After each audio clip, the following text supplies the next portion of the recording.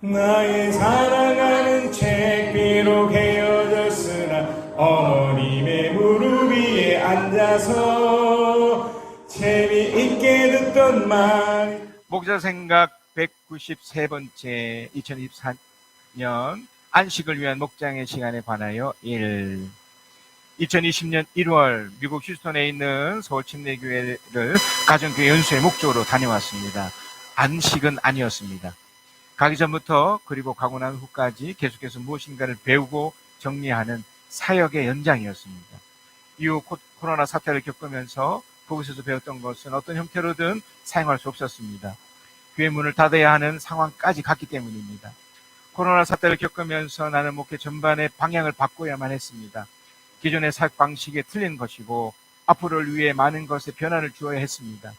오랜 고민과 연구와 깨달음 속에 목회 철학이 이때 만들어졌습니다. 코로나 사태와 상관없이 성경에서 말하는 그것, 하나님이 원하시는 것은 사역이 아닌 나의 행복이었습니다. 이번 주 설교를 통해서도 확인하시겠지만 우리는 신앙생활을 하면서 삶을 행복하게 하지 않습니다. 오히려 신앙생활이라고 해서 어떤 극단적인 종교활동이나 종교 행위로 신앙을 만들었습니다. 교회에 오는 것도 중요하지만 교회 생활이나 예배를 통해 누려야 할 그 행복감은 잃어버렸던지 없어졌습니다.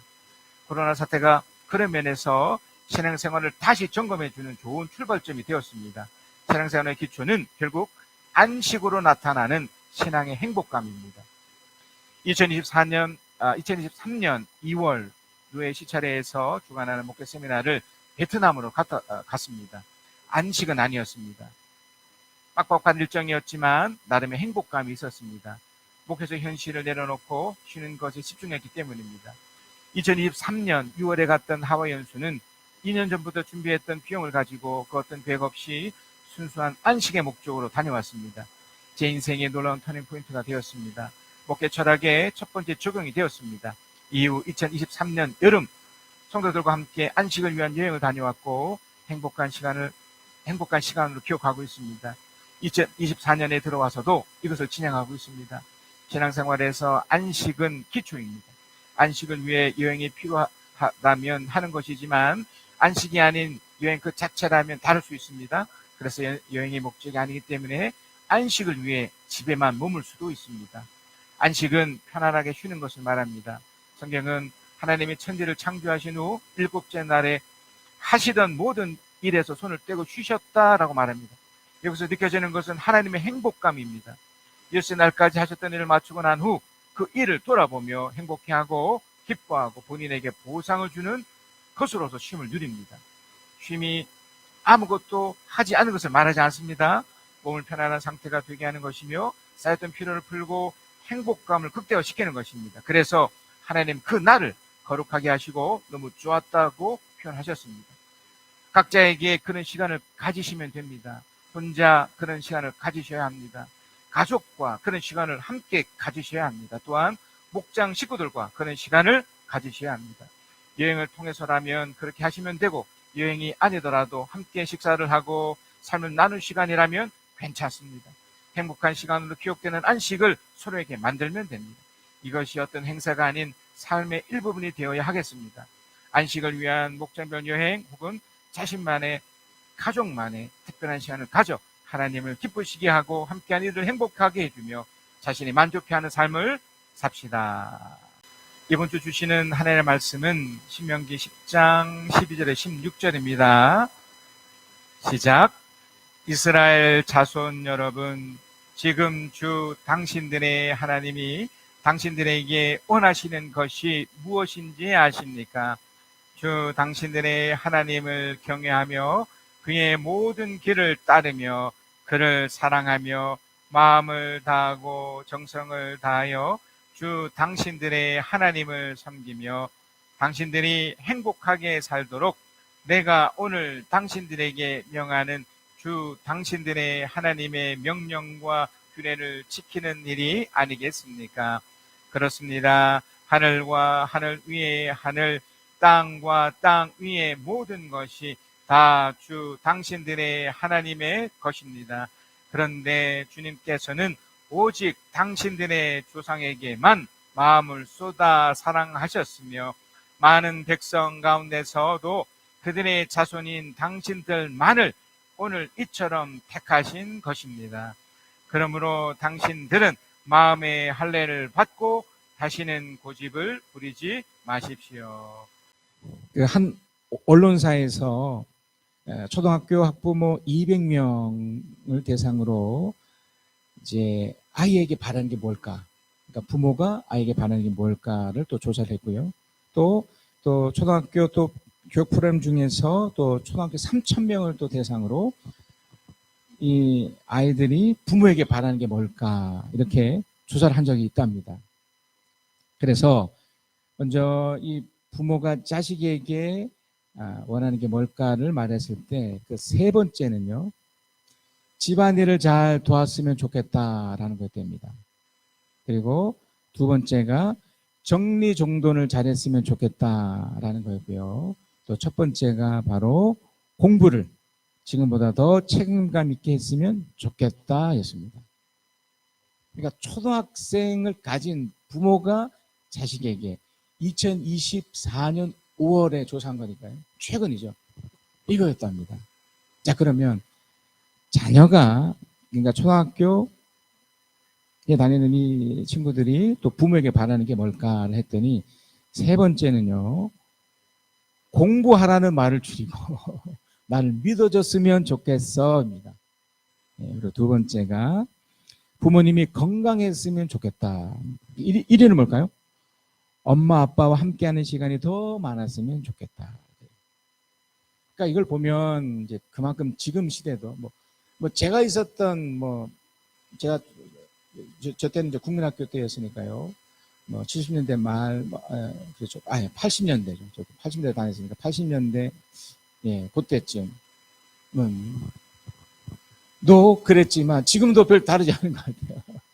자, 그런데 여기서 이제 질문을 하나를 딱 바꾸면, 그러니까 원하는 게 뭘까인데 여기에다가 왜라는 걸 들어가 보면, 그러니까 왜 부모가 자식에게 이런 걸 원하지? 또 자녀가 부모에게 왜 이런 걸 원하지? 라는 왜라는 질문을 이렇게 집어넣으면 이 내용이 조금 더 구체가 돼요. 또 한마디로 딱 연결이 돼버립니다. 그건 바로 행복이에요. 그러니까 부모가 자식이 원하는 구체적인 세 가지가 있지만 또 자녀가 부모를 향해서 이렇게 원하는 세 가지 있지만 그 결국 관계 안에서 부모와 자식 간에, 자식이 부모 간에 그 관계 안에서 누리는 행복 때문에 그러는 거예요. 부모는 자식이 잘 되기를 바랍니다. 그래서 그 자식이 행복했으면 좋겠어요. 그렇지 않으시던가요? 또 이제 부모를 두고 있고 또 이제 어른을 이렇게 함께하는 분들도 마찬가지죠. 부모가 건강하고 행복했으면 좋겠다는 게 일반적인 마음인 거죠. 그러니까 무언가를 원하는 것을 딱 한마디로 표현하면 이겁니다. 자, 그런데 눈에 보이지 않는 하나님을 믿는 우리들에게 있어서 하나님이 우리에게 원하는 게 뭘까요? 또 우리가 하나님께 또 원하는 게 뭘까요? 창세기 1장 27절에서 28절입니다. 하나님이 당신의 형상대로 사람을 창조하셨으니, 곧 하나님의 형상대로 사람을 창조하셨다. 하나님이 그들을 남자 여자로 창조하셨다. 하나님이 그들에게 복을 베푸셨다. 하나님이 그들에게 말씀하시기를 생육하고 번성하여 땅에 충만하여라. 땅을 정복하여라. 바다의 고기와 공중의 새와 땅 위에서 살아 움직이는 모든 생물을 다스려라고 하셨다. 그러니까 이걸 이제 문자로 이렇게 쭉 읽어보면 별로 이렇게 감동이 없을 수 있지만 이걸 하나님이 어떤 상태, 그러니까 어떤 마음으로 이렇게 했었을까라고 한번 여러분 상상을 한번 해보면, 여러분 이제 부모였다면 또 좀 전에 나누었던 이제 어른이 있거나 또 부모를 모시고 있는 자식 입장이라면 어떤 마음이겠습니까?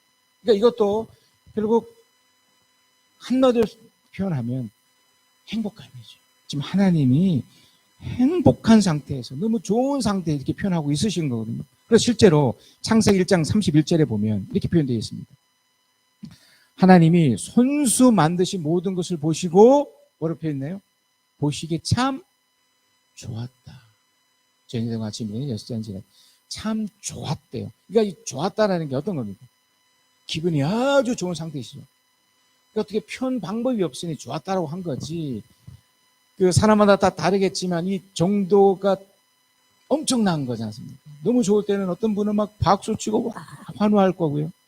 뭐 그 정도의 표현력이 없으신 분들 그냥 묵묵하지만 마음속에서 이렇게 좋아서 뭐 그런 표현하실 거고요. 표현의 정도에 따라 뭐 어떨지 모르겠지만 다 중요한 한 가지가 뭡니까? 행복인 거죠. 너무너무 좋은 거예요. 그러니까 하나님이 눈에 보이지 않지만 그 하나님이 나를 대하시는 그 모습은, 그 마음은 행복이라는 겁니다. 자, 그런데 이것에 오해가 생겨버렸어요. 그러니까 하나님이 나에게 이렇게 주셨던 이 원래의 마음이 이렇게 살면서 이렇게 누려지면서 이것이 오해가 생긴 거죠. 마치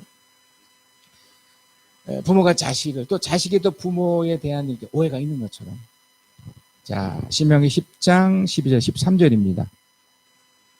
오늘 말씀이죠. 이스라엘 자손 여러분, 지금 주 당신들의 하나님이 당신들에게 원하는 것이 무엇인지 아십니까? 여기까지는 이제 그 질문이니까.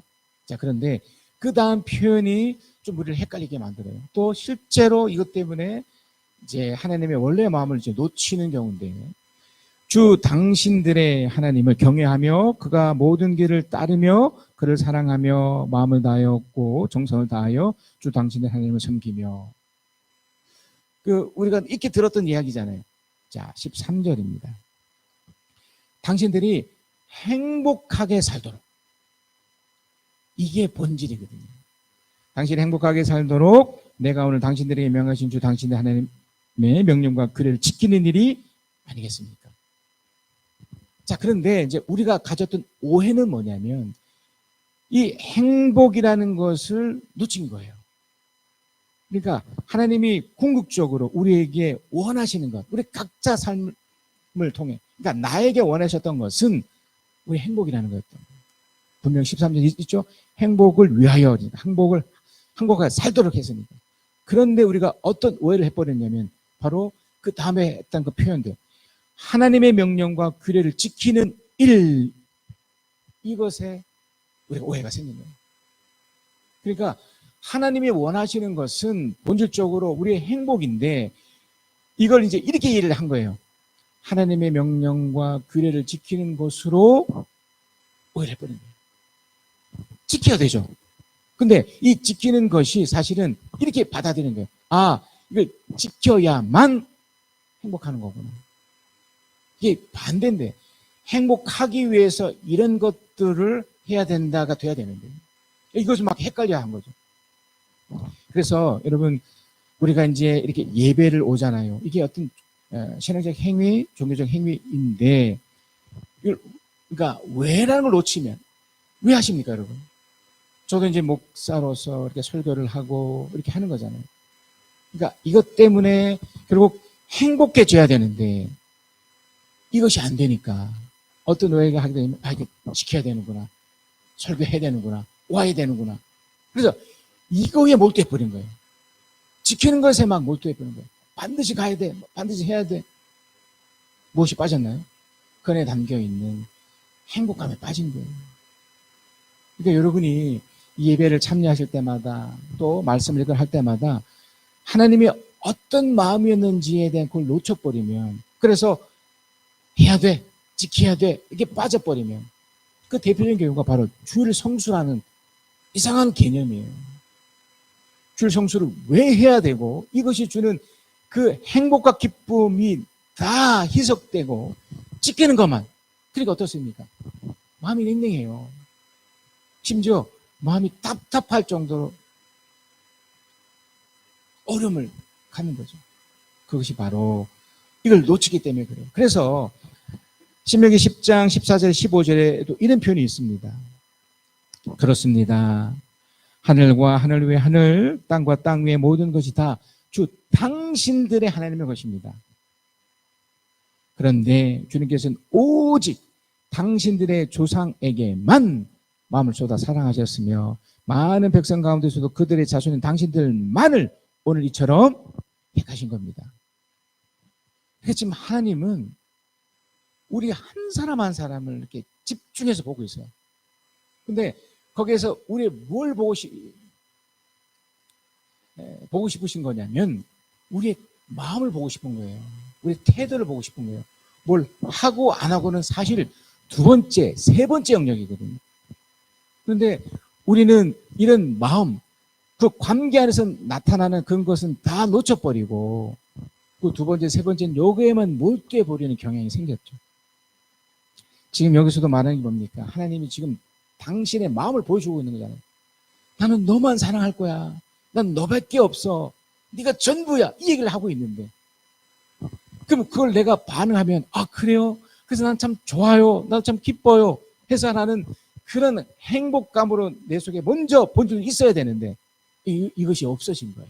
없고 이거 상관없이 찌그레니까 하라니까 그것만 하고 그걸 지키고 그것만 남은 거죠. 자, 이랬을 때입니다. 이랬을 때는 어떻게 될까요? 자, 먼저는 이렇게 하나님의 사랑을 경험한 사람들, 그러니까 지키고 지키지 않고는 두 번째 영역이라고 그랬지 않습니까?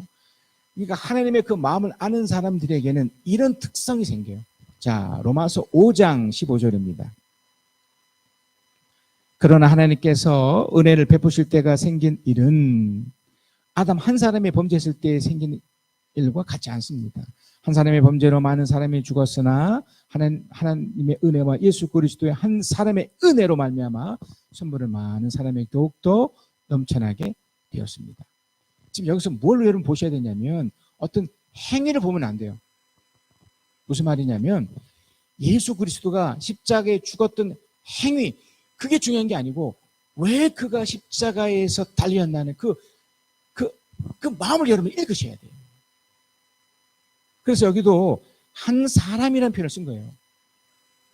하나님은 그 한 사람을 주목하시는데 그 한 사람이 어떤 마음, 어떤 태도로 나를 대하고 있느냐. 로마서 5장 17절이면 더 분명하게 그 얘기를 해줍니다. 아담 한 사람의 범죄 때문에, 그러니까 한 사람이에요. 그 범죄라는 것이 그냥 행위, 그 안에 담겨있는 그 마음, 하나님을 무시하고 함부로 여기고 하나님 베푸셨던 그런 행복감을 다 잃어버린 상태, 이게 죄거든요. 한 사람의 범죄 때문에 그 한 사람으로 말미암아 죽음이 왕노하게 되었다면 그 한 사람 때문에 끝이 난 거예요. 어떻게 보면. 자, 그런데 넘치는 은혜와 의의 선물을 받은 사람들은 받았잖아요. 이 선물을 받았잖아요. 뭘 받은 겁니까? 하나님이 날 이렇게 사랑하는구나, 날 이렇게 돕고 있구나라는 걸 내가 받은 거예요. 근데 그 예수가 그렇게 반응한 거예요. 예수 그리스도 한 분으로 말미암아 생명에서 왕노하게 되리라는 것을 더욱더 확실합니다. 느낀 거예요. 경험한 거예요. 아, 이런 거구나. 내가 이걸 경험한 거구나. 그래서 기꺼이 그걸 표현하게 된 거라는 거죠. 자, 그래서 여러분, 제가 지금 뭘 설명하고 있습니까? 하나님의 그 사랑을, 그러니까 지키는 것도 중요하지만 먼저 그 하나님 마음을 받았을 때의 모습이죠. 자, 그러면 반대로 지키는 것만 목적하면, 지키는 거에만 이렇게 집중해 버리고 이거에만 하면, 그러니까 마음이 없는 상태, 내가 하나님과 관계 속에 나타나는 그런 행복과 기쁨이 없는 상태에서 했을 경우는 어떻게 되느냐. 호세아서 6장 6절에서 7절이에요. 내가 바라는 것은, 이게 호세를 통해서 말하는 겁니다. 이 시대적 배경은 여러분 이제 바이블 타임을 통해서 지금 읽고 계시겠지만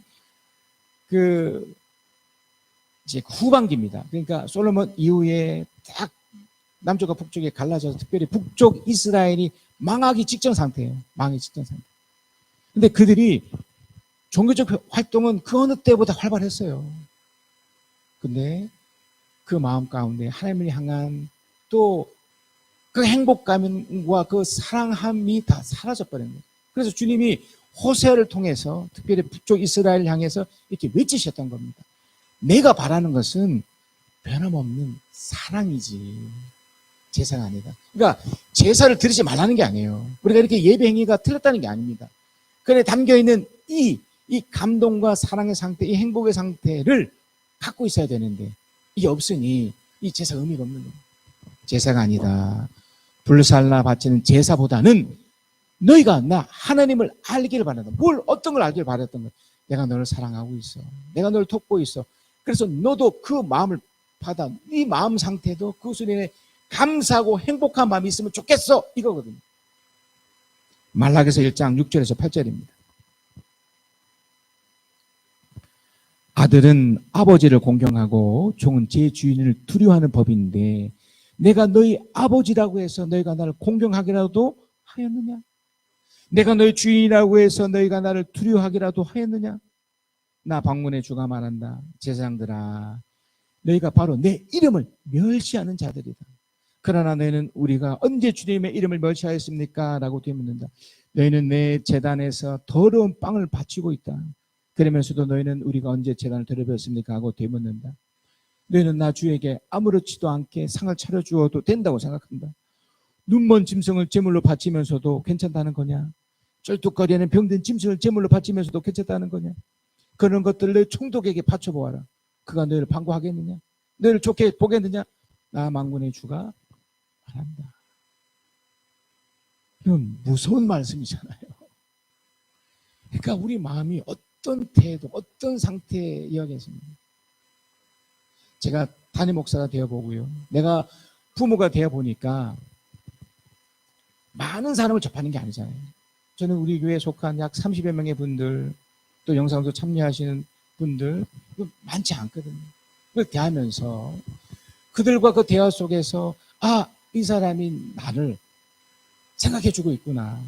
또 저도 이분을 향해서 그 상대가 느끼기에 목사님이 나를 생각해주구나 있구나라고 할 만큼 관계, 그러니까 깊은 내용 안에서 그걸 나누고 있는 거지 않습니까?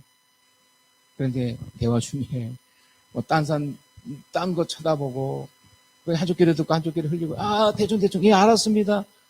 기도도 예 이게 아니잖아요. 이게 다 느껴지거든요. 서로가 다 느껴지듯이. 눈에 보지 않지만 하나님도 똑같거든요.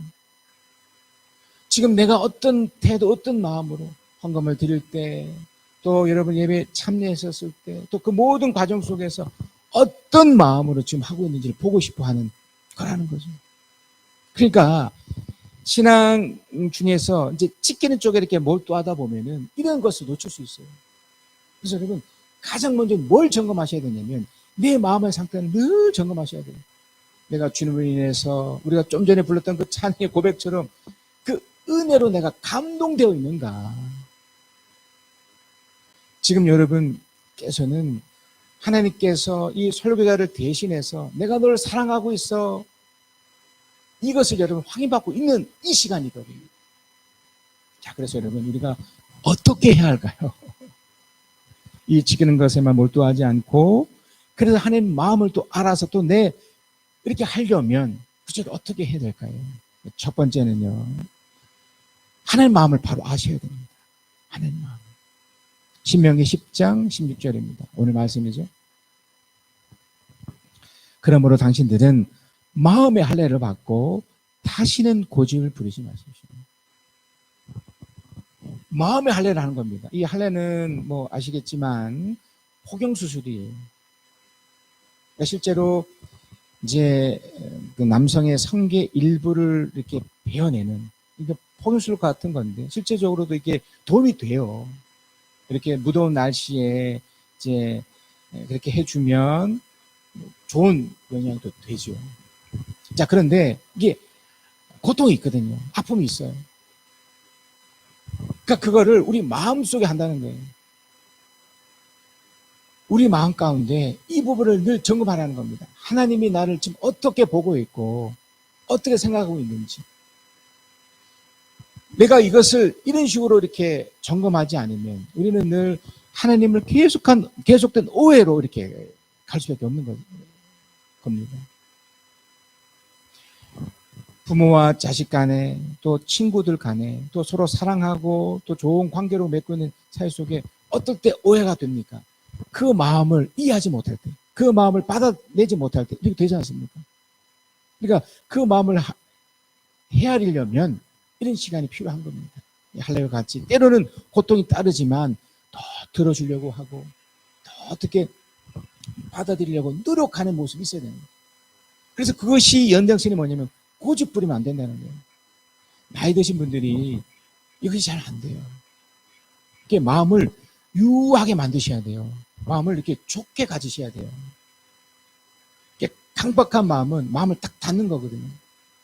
여러분, 울고 싶을 때 우셔야 돼요. 행복감이 들 때는 행복을 표현하셔야 돼요. 그러니까 마음을 이렇게 유하게 만들어 놓으셔야 돼요. 항상.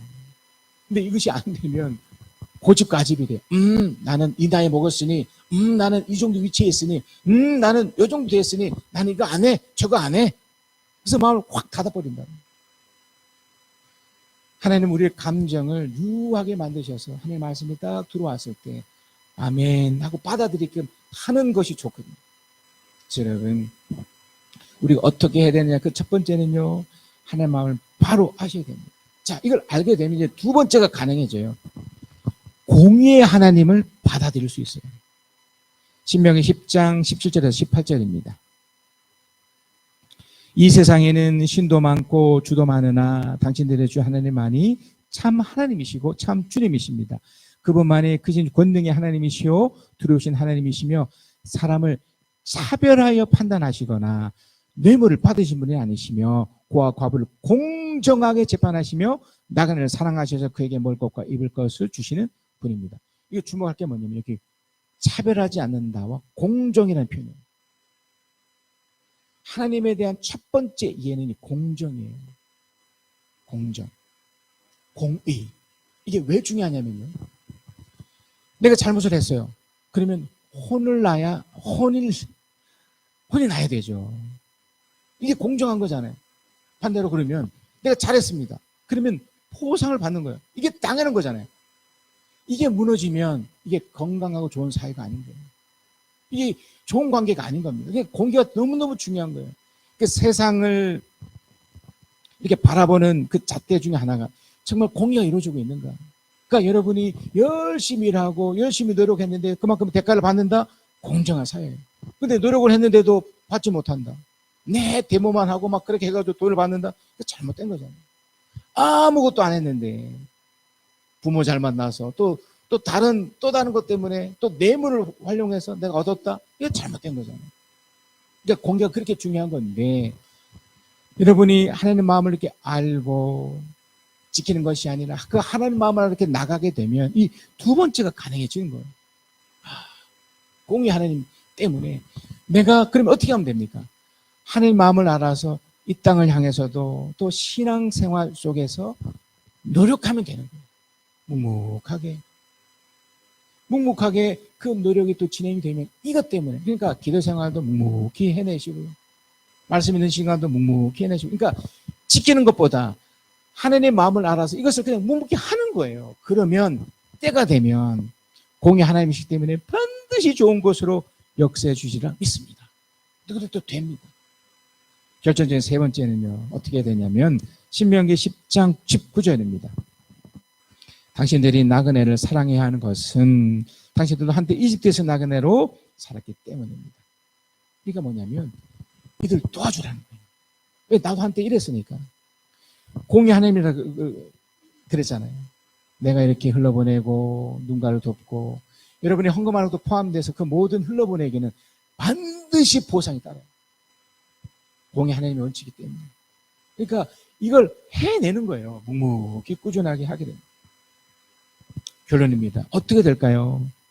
신명기 10장 20절에 22절입니다. 우리 20절에서 22절을 쭉 한번 함께 읽겠습니다. 시작. 주 당신들의 하나님을 경외하고 그를 섬기며 그에게만 충성을 다하고 그의 이름으로만 맹세하십시오. 당신들이 찬양할 분은 당신들의 하나님뿐이니 당신들이 본 대로 그분은 당신들에게 크고 두려운 일들을 하여 주신 하나님이십니다.